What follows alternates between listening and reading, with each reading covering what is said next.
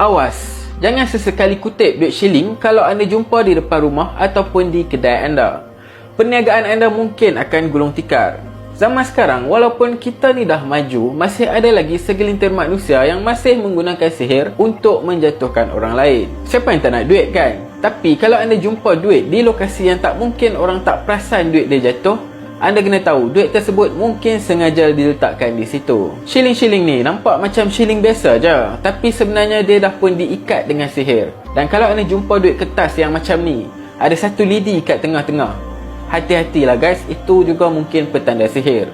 Biasanya sihir macam ni selalu dihantar kepada orang yang mempunyai perniagaan. Ada satu kisah daripada member saya sendiri. Apabila diorang mula kutip duit yang di depan kedai dan masukkan ke dalam laci duit, terus tak ada orang nampak kedai diorang lagi dah, dan orang tak datang lagi dah selepas tu.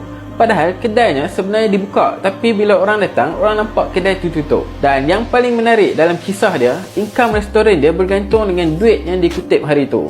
Kalau dikutip 50 sen, dapatlah income RM50 je sehari. Kalau kutip 20 sen, maka dapatlah RM20 je sehari tu.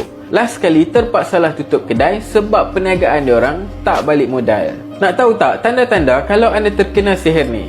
Siapa yang ada pengalaman boleh share di sini. Kita jumpa dalam video seterusnya.